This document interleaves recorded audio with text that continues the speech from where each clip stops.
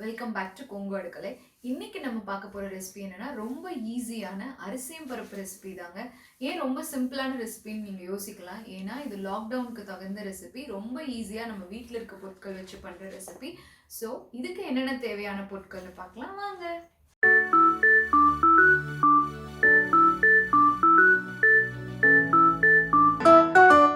First ஒரு cup அளவு அரிசி எடுத்துக்கோங்க.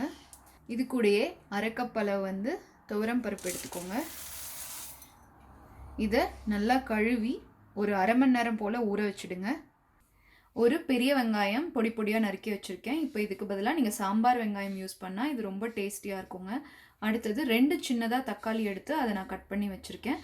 அப்புறம் பூண்டு பொடி பொடியாக நறுக்கி வச்சுருக்கேன். இது பார்த்திங்கன்னா ஒரு 5 பல் எடுத்திருக்கேன். அப்புறம் 2 வரமிளகா எடுத்திருக்கேன். ஏன்னா நம்ம சாம்பார் தூள் சேர்த்துவோம் கடைசியாக, அதனால கம்மியாக நான் வரமிளகா எடுத்திருக்கேன். காரம் இன்னும் வேணுங்கிறவங்க சாம்பார் தூள் ஸ்கிப் பண்ணோன்னா நீங்கள் இன்னுமே சேர்த்து வரமிளகா எடுத்துக்கலாம்.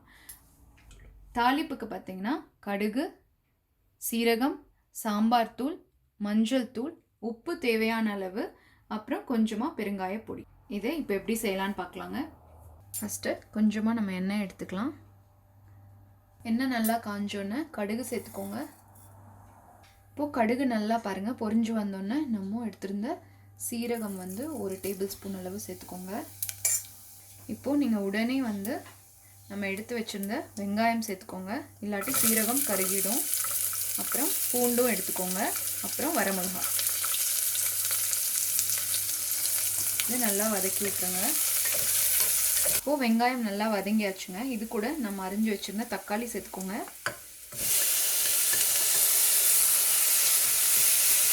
அப்புறம் இந்த தக்காளி வதங்குறதுக்கு நம்ம உப்பு சேர்த்திக்க போகிறோம்.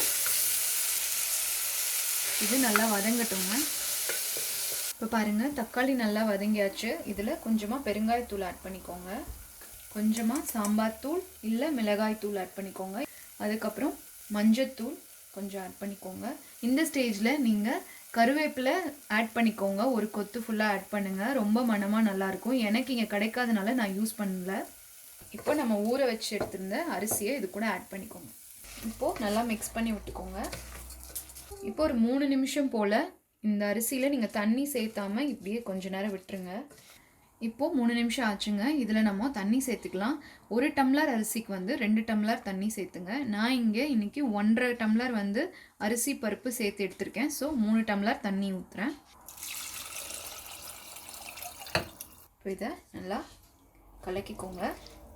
ஸோ இதை நல்லா இனி கொதிக்க விட்டுருங்க. இப்போ பாருங்கள் நல்லா கொதிக்க ஆரம்பிச்சிச்சு. இந்த ஸ்டேஜில் நீங்கள் உப்பு செக் பண்ணிக்கோங்க. செக் பண்ணிவிட்டு இன்னும் வேணும்னா நீங்கள் ஆட் பண்ணிக்கலாம். இப்போ பாருங்கள் நல்லா கொதி வந்தாச்சு. இப்போது கொஞ்சமாக கொத்தமல்லி சேர்த்துட்டு நம்ம இதை க்ளோஸ் பண்ணி வச்சு 3 விசில் போல் விட்டுடலாம். ஓகே, இப்போ இது க்ளோஸ் பண்ணி வச்சாச்சு. இதே நீங்கள் 1 டம்ளருக்கு 2 டம்ளர் தண்ணி எடுத்திங்கன்னா கரெக்டாக உங்களுக்கு கொஞ்சம் உதிரி உதிரியாக வரும் சாப்பாடு. இன்னி குழஞ்சு வேணும்னு பிரியப்படுறவங்க என்ன பண்ணலான்னா எக்ஸ்ட்ராவாக நீங்கள் 1 டம்ளர் தண்ணி சேர்த்துக்கலாம் செய்கிறப்போ. அப்போது இன்னும் குழஞ்சு நல்லா வருங்க. இப்போ பாருங்கள் 3 விசில் நான் இறக்கி வச்சுருந்தேன். இப்போ ப்ரெஷர்லாம் போயாச்சு. இதுக்கப்புறம் நம்ம ஓப்பன் பண்ணி பார்க்கலாம். இப்போ பாருங்கள் எவ்வளோ நல்லா வெந்து வந்திருக்கு சாப்பாடு. இது மேலே நம்ம இப்போ என்ன பண்ணுறோன்னா 1 டேபிள் ஸ்பூன் போல் நெய் சேர்த்துக்கோங்க. இப்போது இது பார்த்திங்கன்னா இந்த சூட்டுக்கே உருகிடும் நல்லா. இப்போ நம்ம இதை அப்படியே மெதுவாக கலக்கி விடுங்க. நெய் ஆட் பண்ணிங்கன்னா இன்னும் ரொம்ப டேஸ்ட் நல்லா இருக்குங்க. இது நீங்கள் சூடாக சாப்பிட்றப்ப கூட ஆட் பண்ணி சாப்பிட்லாம், இல்லை இந்த மாதிரி நீங்கள் கலக்கி விடுறப்பவே ஆட் பண்ணி கலக்கி விடலாம். பாருங்கள் நம்ம சூப்பரான அரிசியும் பருப்பு சாப்பாடு ரெடி ஆயிடுச்சுங்க. இது கண்டிப்பாக நீங்கள் ட்ரை பண்ணி பாருங்கள். இது ஆக்சுவலி எங்கள் குடும்ப சாப்பாடுன்னு தான் நாங்கள் சொல்லுவோம்.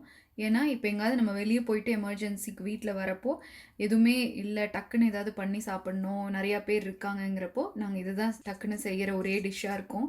ஸோ இது நீங்கள் எப்போவுமே பண்ணுறப்போ எக்ஸ்ட்ராவாக யூஸ்வலாக நீங்கள் எவ்வளோ அரிசி வைப்பீங்களோ அதை விட ஜாஸ்தி வைங்க. ஏன்னா இது சூடாக நீங்கள் சாப்பிட்றப்போ எவ்வளோ நம்ம சாப்பிட்றோன்னே தெரியாது, அவ்வளோ டேஸ்ட்டாக இருக்கும். இதை நான் இன்றைக்கி பூண்டு ஊறுகாவோடு எடுத்திருக்கேன்.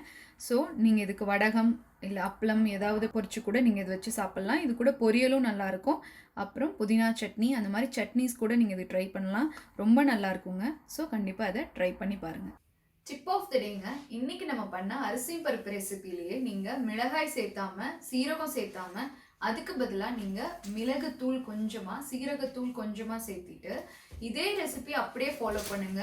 அப்புறம் நல்லா மசிஞ்சு குடுக்குற வெஜிடபிள்ஸ் சேர்த்திக்கோங்க. அதாவது கேரட், உருளைக்கிழங்கு அந்த மாரி வெஜிடபிள்ஸ் நீங்க அதுல சேர்த்திட்டு, இத நீங்க 6 மாச குழந்தைகளுக்கு நம்ம ஃபர்ஸ்ட்டு சாப்பாடு ஊட்ட ஆரம்பிப்போங்க. அப்போ நீங்க இந்த ரெசிபி ஃபாலோ பண்ணுங்க. அதுல நெறைய நெய் கலந்து நீங்க குடுத்தீங்கன்னா, ரொம்ப ஹெல்த்தியாவும் இருக்கும். அதுக்கப்புறம் நீங்க தனித்தனியா பருப்பு செஞ்சு சாப்பாடு செய்யணும்னு அவசியம் இல்ல. இது வந்து நீங்க மிக்ஸ்டாவே நீங்க பண்ணி குடுக்கலாம். நல்லா மசிச்சு குடுக்கலாம். மிக்ஸியில கூட அடிக்க வேண்டாம். இது வந்து நீங்க மசிக்கிறத வச்சு மசிச்சீங்கனாவே நல்லா மசிஞ்சிரும். ஸோ இது நீங்க ட்ரை பண்ணுங்க. ஏன்னா, என் குழந்தைக்கு நான் இதுதான் குடுத்துட்டு இருந்தேன் ஃபர்ஸ்ட்டு. அது வந்து ரொம்ப அவங்களுக்கு ஹெல்த்தி கூட, நல்லாவும் அவங்களுக்கு பிடிக்கும். ஸோ நீங்க அத ட்ரை பண்ணி பாருங்க. இந்த அரிசி பருப்பு ரெசிபி உங்க எல்லாத்துக்கும் பிடிச்சிருக்கும்னு நெனைக்கிறேன். கண்டிப்பா இத நீங்க ட்ரை பண்ணி பார்த்துட்டு கமெண்ட்ல என் கூட ஷேர் பண்ணிக்கோங்க. அதுக்கப்புறம் இந்த வீடியோ உங்களுக்கு பிடிச்சிருந்ததுன்னா, எங்க சேனல லைக் பண்ணுங்க, ஷேர் பண்ணுங்க. அப்புறம் இங்க வர ஒயிட் ஐகான் பிரஸ் பண்ணி எங்க சேனல சப்ஸ்கிரைப் பண்ணுங்க. அப்புறம் Facebook அண்ட் Instagramல எங்க சேனல ஃபாலோ பண்ணுங்க. Thank you.